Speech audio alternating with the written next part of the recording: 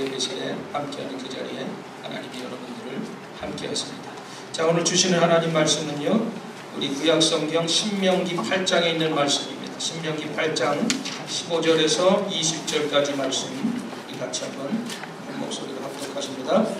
너를 인도하여 그 광대하고 위험한 광야 곧 불뱀과 정갈이 있고 물이 없는 간조한 땅을 지나게 하셨으며 또 너를 위하여 단단한 반석에서 물을 내셨으며 내 조상들도 알지 못하던 만나를 광야에서 내게 먹이셨나니 이는 다 너를 낮추시며 너를 시험하사 마침내 내게 복을 주려 하심이었느니라. 그러나 내가 마음에 이르기를 내 능력과 내 손의 힘으로 내가 네 재물을 얻었다 말할 것이라. 내 하나님 야훼를 기억하라. 그가 내게 재물 얻을 능력을 주셨음이라. 이같이 하심은 내 조상들에게 맹세하신 언약을 오늘과 같이 이루려 하심이니라. 내가 만일 내 하나님 야훼를 잊어버리고 다른 신들을 따라 그들을 섬기며 그들에게 절하면 내가 너희에게 증거하노니 너희가 반드시 멸망할 것이라. 야훼께서 너희에게서 멸망을 시키신 민족들 같이 너희도 멸망하니 이는 너희가 너희의 하나님 야훼의 소리를 청종하지 아니하니라. 아멘. 제목 같이 한번 크게 읽으십시다. 마침내 복을 주시는 하나님. 다시 한번요. 마침내 복을 주시는 하나님. 이런 제목으로 은혜를 나누겠습니다. 여러분, 우리가 미국의 영화, 특별히 서구 영화나 헐리우드 액션 영화를 보면 주인공이 처음에 얼마나 이 고난이 심한지 몰라요. 그런데 이 고난이 심해도 끝에는 그 고난에서 마침내는 승리하는 그런 각본으로 짜여져 있어요. 그래서 흔히 얘기하는 권선징악, 선으로 악을 다스리고 결국에는 선이 이기는 결말을 내고 있습니다. 하나님도 승리의 각본을 이미 꾸며 놓으시고 그 각본대로 잠시 우리가 살아가는 동안에 이 광야를 허락하실 때가 있습니다. 근데 이 인생에서요, 이 광야라는 이 공부는 아주 중요합니다. 이스라엘 백성들이 가나안에 빨리 들어가는 것보다 더 중요한 것이 있었는데 그것이 뭐냐면 바로 하나님의 사람이 되는 것이었습니다. 애굽에서 가나안까지 이 거리는 직선거리로 14일, 2주면 갈 수 있는 거리입니다.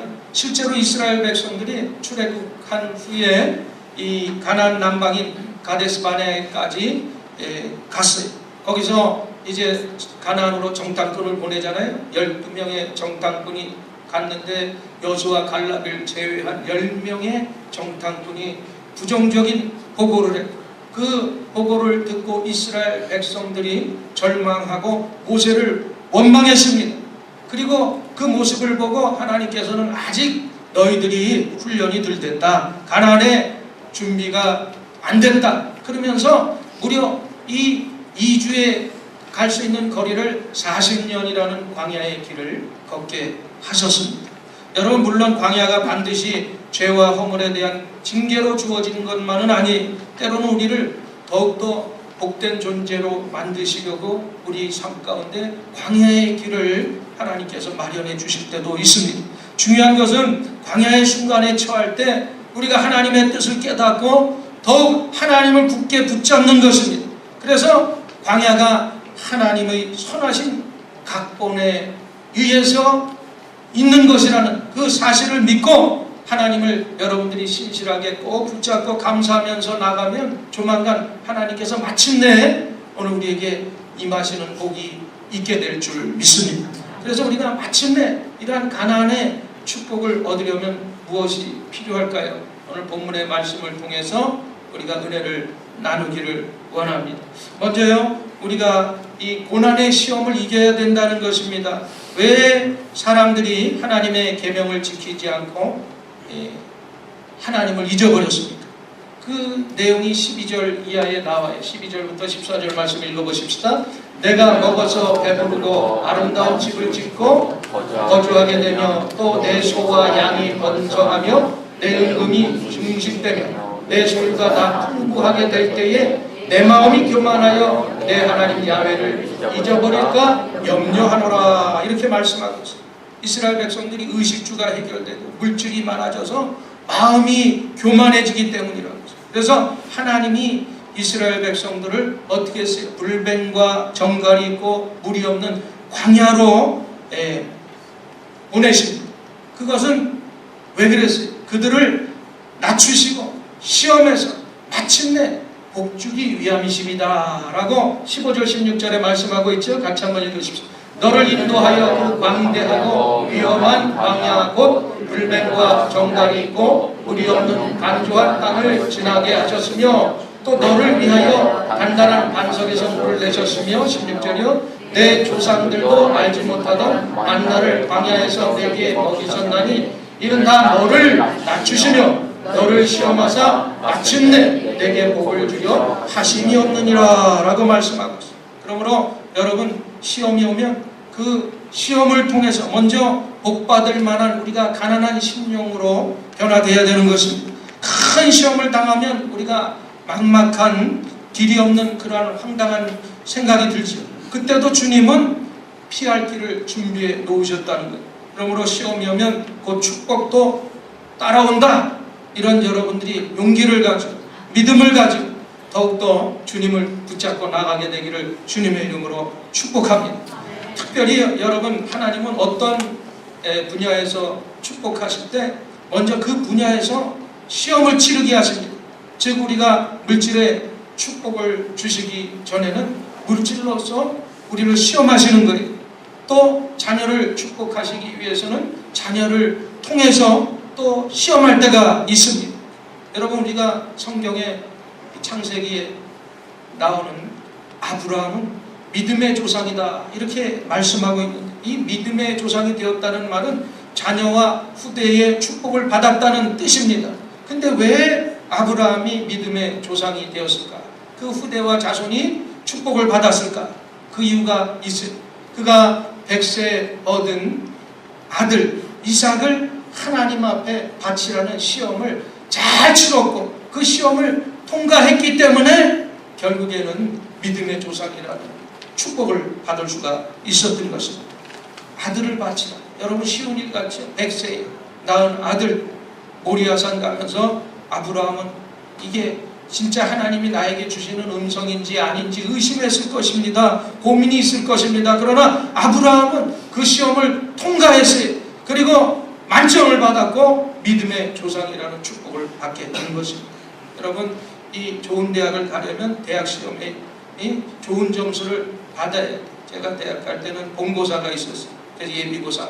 그래서 200점 이상이면 서울에 있는 학교를 지원하고 또 학교를 가서 국영수의 본고사를 통해서 이제 시험을 통과해 학교에 들어갈 수가 있었습니다. 그래서 우리가 이 대학에 들어갈 수 있는 시험이 주어지는 자격은 뭐예요? 초등학생들은 시험 못 봐요. 중학교 다니는 학생도 못 봐요. 고등학교를 졸업해야 자격이 생기는 어느 그에 준하는 검정고시를 보든지 자격이 있어야 우리가 대학의 시험을 통해서 합격을 할 수가 있는 것입니다. 여러분 결국 시험이 있다는 것은 축복을 받을 기본 자격이 준비되었다는 뜻입니다. 그러므로 시험을 두려워하거나 시험 때문에 낙심하지 말고 그럴 때일수록 여러분들이 더욱더 사명에 직분에 충실하게 되시기를 바랍니다. 그러면 내일 당장 모든 것은 바뀌지 않아도 마침내 이제 하나님께서 조만간 축복된 날을 우리에게 펼쳐주실 것을 믿으시기를 바랍니다. 그래서 야고보 기자는 야고보서 1장 12절 뭐라고 그랬어요? 같이 읽습니다. 내 형제들아 너희가 여러 가지 시험을 당하거든 온전히 기쁘게 여겨라. 왜 여러 가지 시험을 당하는데 온전히 기쁘라고 했을까요? 시험 후에는 반드시 복이 따르기 때문인 것입니다. 여러 가지 시험을 당하면 여러 가지 복을 받고 우리가 큰 시험을 당하면 큰 복을 받는다는 믿음이 있어야 돼요. 시험은 곧 다가올 복의 전조이자 복으로 가는 징검다리가 되는 것입니다. 그래서 시험 칠 때는 힘들지만 여러분 시험을 끝나면 비로소 그 시험이 하나님의 은혜인 것을 깨닫게 되는 것입니다. 이제 여러분들이 큰 시험을 만나면 야 하나님께서 곧 나에게 큰 축복을 주시려고 하는구나 이런 믿음이 있을 때 우리는 낙심하지 않을 수가 있는 것입니다. 하나님은 복을 주시기 전에 먼저 그에 합당한 시험을 통해서 그를 시험하시는 거예요. 우리가 평상시의 말과 행동으로 믿음의 점수를 알기 힘들지만 시험을 쳐보면 이 믿음의 점수가 분명하게 드러나기 때문인 것입니다. 그래서 하나님께서는 바로 그 믿음의 점수대로 대개 축복을 주시는 거예요. 그래서 여러분들이 시험 오면 이렇게 기도하세요. 하나님, 이 시험을 통해서 믿음이 흔들리지 않게 하시고 앞으로 더욱 큰 일을 감당하게 하여 주시옵소서. 그리고 시험을 잘 치르면 시험에 당한 것 이상의 복을 받는 믿음을 가지고 여러분들이 어떠한 시험을 당해도 시험을 넉넉히 이기는 축복이 있기를 주님의 이름으로 간절히 축원을 드립니다. 두 번째로 우리가 가나안의 축복으로 들어가기 위해서는요, 이 재물을 얻을 능력도 구해야 되고 하나님이 주신 다른 능력을 우리에게 구해야 되는 것입니다. 오늘 본문 17절 18절 말씀 다시 한번 읽어보십시다. 그러나 내가 마음에 이르기를 내 능력과 내 손의 힘으로 내가 이 재물을 얻었다 말할 것이라. 내 하나님 야훼를 기억하라. 그가 내게 재물을 얻을 능력을 주셨음이니라. 여러분, 재물이 생기면 그것을 스스로 얻은 것이라고 여기지 말고 하나님이 재물을 얻을 능력을 주셔서 내가 재물을 얻었다 라고 이렇게 기억하라는 거예요. 또 이 말씀을 바로 물질을 구할 때 무조건 물질을 구하지 말고 먼저 우리가 물질을 얻을 능력을 구하라는 그런 말씀입니다. 여러분, 우리가 흔히 하는 말이 있죠. 거부는 하늘이 낳는다 이렇게 말한 이삭이 보면 어떻게 거부가 됐어요? 창세기에 보면 이삭이 흉년이 돼서 그랄 땅으로 이사 가는데 그랄에서 농사를 졌는데 그해 농사에 100배의 결실을 맺었느니라 이런 말씀이 나와요. 근데 이삭은 원래는 목축업을 하는 사람이 양을 키우는 자예요. 목축업하는 사람이 농사를 졌는데 그해 결실을 100배나 했다. 그런데 가만히 그것만 우리가 물질만 생각하는데 이삭이 이동하는 데마다, 아브라함이 이동하는 데마다 먼저 한 것이 있어요. 그것은 뭐예요? 하나님 앞에 제단을 쌓았다는 것입니다. 여러분, 하나님 안에서 우리가 직업도 생업도 바뀔 수가 있어요. 또 우리가 직장 생활하다 해고될 수도 있어요. 그러나 오히려 그러한 과정이 100배의 결실을 맺을 수가 있다는 사실인 것입니다. 결국 우리가 어떻게 일하느냐보다 얼마나 열심히 하나님 앞에서 예배하면서 일하느냐가 더 중요하다는 것입니다. 그래서 이제 여러분들이 모든 가능성을 열어두고 필요하면 이것이 아닌데 아닌 걸 가지고 자꾸 하려고 그러지 말고 여러분들이 전업도 생각해 봐야 돼. 또 인간적인 성실함과 수완도 중요하지만 먼저 중요한 것이 예배하는 삶을 기초로 삼는 것이 더 중요하다는 사실인 것입니다. 여러분, 우리 사람의 수완으로는 2배의 결실도 얻기 힘들죠.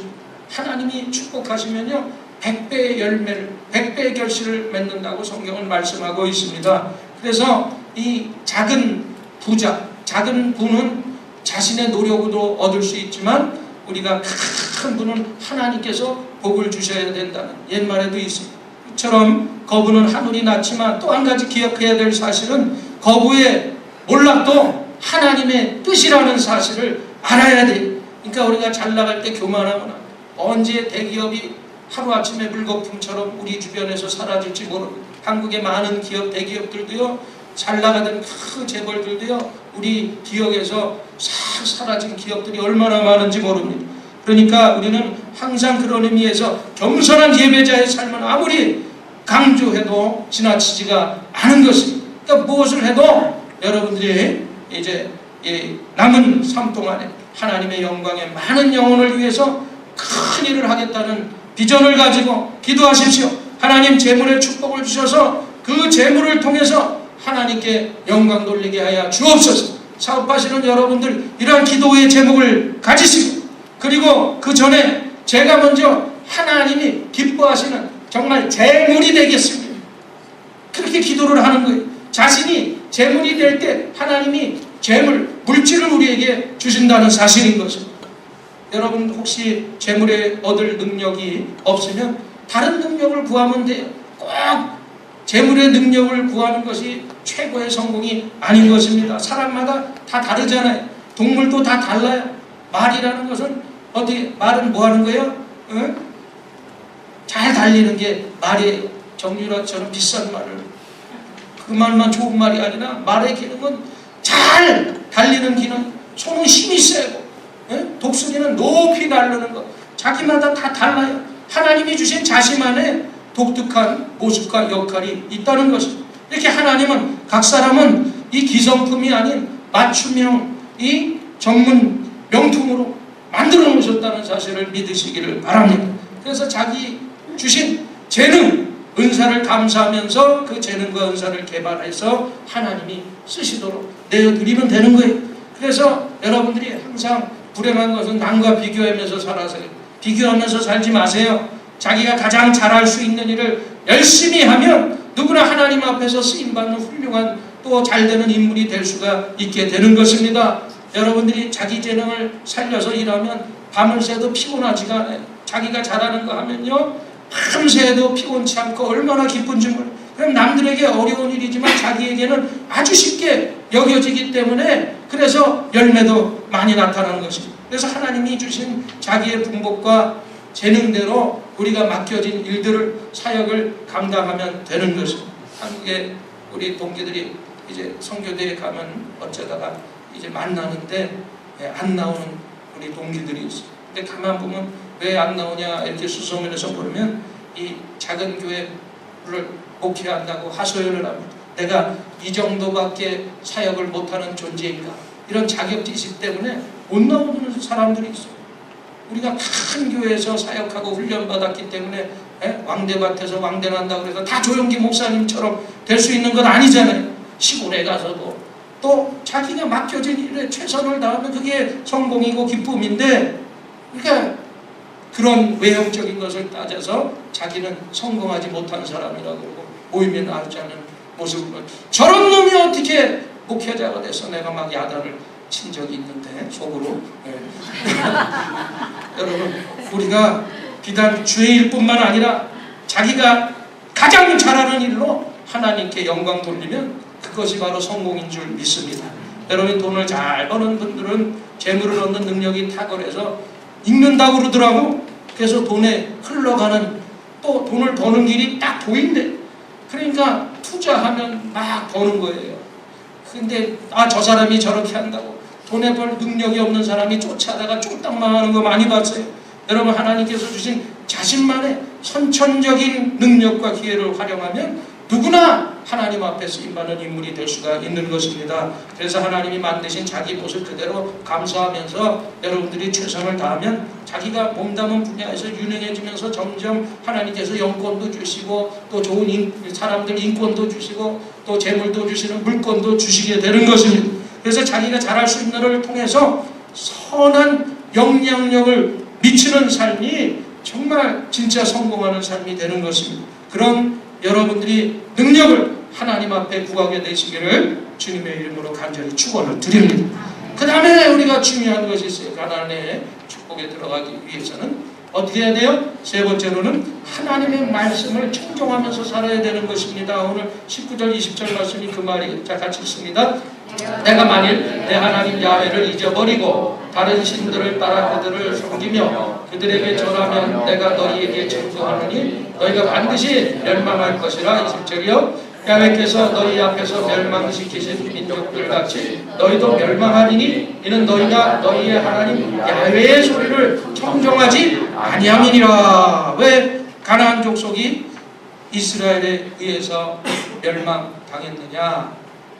하나님께서 이스라엘 백성들을 편애하셨기 때문이 아니라 가나안 족속들이 범죄했기 때문에 하나님을 배역하고 우상 숭배했고 그렇기 때문에. 그러나 이스라엘 백성도 하나님의 뜻을 저버리고 우상 숭배에 빠지면 가나안 족속들이 멸망당한 것처럼 너희도 반드시 멸망받을 것이다. 그렇기 때문에 오직 하나님만 바라보고 하나님의 말씀을 따라서 말씀대로 청종하며 살아라. 이것이 바로 오늘의 말씀인 것입니다. 제가요 가끔 이제 서재에서 책을 보면 책이 얼마나 달콤한 수년제인지 책만 보면 그렇게 좋은 습관이 있어요. 그런가 하면 또 너무 책이 내용이 좋으니까 깊이 빠지면 1층에서 우리 아내가 밥 먹으라고 막 소리를 지르는데 제가 그래서 가까이 와서 여보! 그래야 이제 깜짝 놀라서 들을 때가 있는데요. 사람들은 자기가 하는 일에 몰입하다 보면 다른 사람이 들어도 듣지 못할 뿐만 아니라 다가와서 몰라. 왜냐하면 들을 기가 없기 때문에 그래요.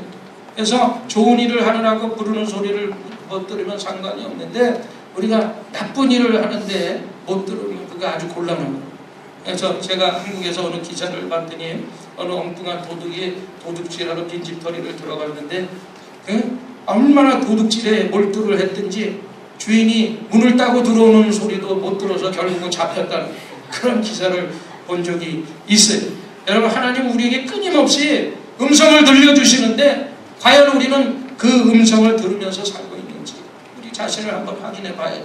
또 세상의 즐거움에 빠져서 살으라고 주님이 부르시는 음성을 내가 듣고 있는지, 주님께서 다가와서 내 곁에서 속삭이고 부르시는데도 내가 들으지 못하는 경우가 있는지, 정말 은밀한 가운데 부르시는 작은 소리를 들을 수 있는 민감한 귀를 저와 여러분들이 소유하게 되기를 주님의 이름으로 축복합니다. 사람은 하나님만 바라보고 하나님의 말씀을 청종하고 말씀 중심적으로 살아갈 때 진정한 만족과 행복이 그 사람에게 있는 것입니다. 여러분, 이 사람을 한번 소개해 드릴게요. 미국의 조지 베브리 쉐어라는 복음 성가 가수인데요. 유명하신 분이 1931년도에 미국의 보험회사에서 일하던 그 당시에 모 방송계 라디오 공개 방송에서 노래할 수 있는 기회를 얻게 되었습니다. 그가 노래를 불렀는데 얼마나 이 저음 바리톤 목소리가 얼마나 좋았든지 거기에 모였던 사람뿐만 아니라 방송을 통해서 미국 전역에 그 사람의 목소리에 매료가 되었습니다. 그래서 끝없는 박수갈채와 이제 그가 유명해져서 NBC 방송국에서 그를 이제 계약 제의가 들어왔어요. 앞으로 이 사람은 큰 성공의 가도를 이제 가게 되었는데 이 분이 베브리 쉐어가 마음속에 그런 콜이 러브콜이 있는데도 외로움이 두려움이 마음속에 엄습해오는, 그래서 머리를 숙여서 하나님 앞에 기도합니다. 그런데 그가 기도하는 그 시간에 그 신앙이 좋은 어머니였는데 어머니가 쪽지를 하나 줬어요. 근데 그 쪽지에 적힌 시가 뭐냐면 밀러라는 그 성씨를 쓴 그 사람이 우리가 찬송가 94장에 있는 주 예수보다도 귀한 것은 없네, 세상 모든 것과 바꿀 수가 없네, 그 가사를 주신 거예요. 근데 그 가사를 읽으면서 마음에 감동이 와서 눈물이 흐르면서 악보를 적기를 시작합니다. 그래서 그 곡이 바로 지금 우리가 가장 애창하는 주 예수보다도 귀한 것은 없네, 이 세상 부귀와 바꿀 수 없네, 영죽을 내 대신 돌아가신 그 놀라운 사랑 잊지 못해 하면서 멜로디를 써내려간 거예요. 그래서 정말 1983년도에 네덜란드 암스테르담에서 그가 찬양을 했습니다. 이미 그가 놀라운 목소리로 유명해졌을 때 암스테르담에 가서 노래를 했는데 사람들이 그 노래를 듣고요 들이박수를 했습니다. 근데 그때 청중들 앞에서 나타나서 그가 모든 박수가채를 멈추고 남긴 한마디가 있습니다. 여러분 감사합니다. 그러나 여러분께서 주신 박수갈채와 예수 그리스도와 바꾸지 않겠습니다. 라는 유명한 말을 남겼습니다. 여러분, 참된 믿음은 예수님이 물질이나 명예나 인기보다 더 귀한 줄 아는 믿음인 것입니다. 이 세상에 예수님 외에는 어떤 것도 우리의 영혼을 만족시킬 수가 없는 거예요. 명예를 얻으면 만족이 있습니까? 이상하게도 세상적인 명예를 얻으면 더 사람들이 고독해져요. 물질이 많으면 만족이 있습니까? 아니에요. 옛말에도 천석구는 1000가지 근심이 있고 만석구는 10,000가지 근심이 있다는 말이 있어요. 재물이 많아지면 많아질수록 근심도 더 많아지는 거예요. 큰 회사, 그러니까 그냥 특검에 불려나가지고 돈이 너무 많으면 근심도 많은 거예요. 여러분, 인기가 있으면 만족 있습니까? 왜 인기 있는 연예인들이 자살을 해요? 잠깐 인기 후에 찾아올 그 대중들의 외면, 그리고 그 고독, 외로움 때문에 스스로가 불안하기 때문에 자살하는 경우들을 많이 보잖아요. 이 세상에 어느 것도 우리의 영혼을 채워주고 만족할 수 없다는 사실인 것입니다. 우리가 요한복음 4장에 보면 사마리아의 수가성의 여인이라고 하는 여인을 우리가 알죠. 왜 그녀는 제6시 정오 12시에 아무도 없는 떼약볕이 나리는 그곳에 물을 길러 왔을까요? 남의 눈을 피하기 위해서였어요. 그녀는 이미 사회의 버림을 받고 사람들의 시선을 두려워했어요. 정오의 태양보다도 더 뜨거운 남들의 시선, 동네 사람들의 그 조롱하는 혀를 피하고 싶어서 사람들이 절대 나오지 않는 그 시간에 물을 길러왔다. 예수님을 만났다. 남편이 5명을 바꾸고 6명째 살아도 그 마음에는 만족이 없었어요. 얼마나 외로운 모습입니까? 많은 현대인의 모습이 바로 이 사마리아 여인의 모습입니다.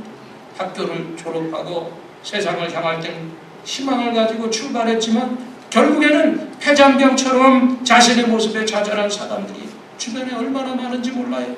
그들의 세상을 비관하고 고독한 자리로 숨어서 살아가는 많은 사람들이 있습니다.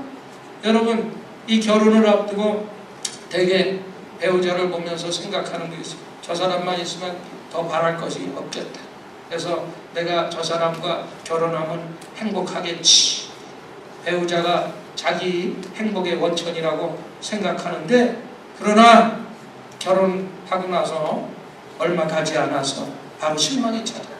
그래서 실망이 찾아올 때는 이런 생각을 해요. 내가 결혼을 잘못했고 내가 내 눈가리를 찔렀구나. 이런 경우가 문제가 있는데, 문제는 사실 배우자에게 있는 것이 아니라 내 자신의 문제는 내 생각에 있는 거예요. 세상에 어떤 사람도 내가 갈망하는 만족을 내게 줄 수가 없어요. 사람에게서 만족과 행복을 추구한다면 오히려 깊은 절망과 실망에 빠집니다. 그래서 사람을 행복의 원천으로 삼으면 항상 상처, 고민, 또 불안과 의심과 혼란에 빠집니다. 그래서 우리는 하나님을 바라봐야 되는 거예요. 하나님께서 우리를 행복의 디자이너가 바로 하나님인 것을 믿으시기를 바랍니다. 그래서 하나님은 우리가 사람에게서 궁극적인 만족과 성취를 발견하도록 그렇게 디자인하지 아니하시고, 하나님은 우리가 하나님에게서 궁극적인 만족과 행복을 발견하도록 그렇게 창조하시고 디자인하신 거예요. 그래서 외로움과 상처와 불안으로 병들어가는 현대인들에게 가장 필요한 것은 다른 것이 아니라 바로 하나님의 말씀이요, 복음인 줄 믿습니다. 그래서 따라서 우리는 항상 하나님을 바라보고 하나님을 따라 살아가는 그런 축복된 사람들이라는 것, 이것이 바로 행복이라는 것입니다. 말씀을 마칩니다. 여러분, 오늘 16절 말씀해 보니까 마침내 복을 주시는 하나님이라고 말씀하셨는데, 이 마침내 복을 주시는 하나님의 뜻은 뭡니까? 우리를 대적하는 마귀와 생각과 이 다 정반대. 마귀는 사람에게 아주 먹음직하고 부유하고 기분 좋은 것으로 시작합니다. 처음에는 이렇게 부귀영화 명예 따위로 성도를 유혹하다가 마침내는 완전히 멸망의 길로 빠지게 하는 것이 마귀의 전략이에요. 우리 사기꾼들 봐요. 사람에게 접근하는 법 보면 얼마나 가문이 있어도 좋은 말을 해서 달콤한 말로 해서 그 사람에게 유익함이 주기 위해서 오는 것처럼 오지만 결국에는 큰 피해를 주고 바람과 함께 사라지고 없어져요. 여러분, 하지만 하나님은 이와 정반대입니다. 하나님께서는 마침내 우리를 어떻게 하신다고 그랬어요? 복을 주신다고 그랬어요. 이 말은 뭐예요? 결국 우리를 잘 되게 하신다는 거예요. 우리에게 인생에 많은 굴곡이 있을 수가 있습니다. 그러나 최후의 확실한 것은 있어요. 그게 뭐예요? 마침내 우리에게 복을 주신다.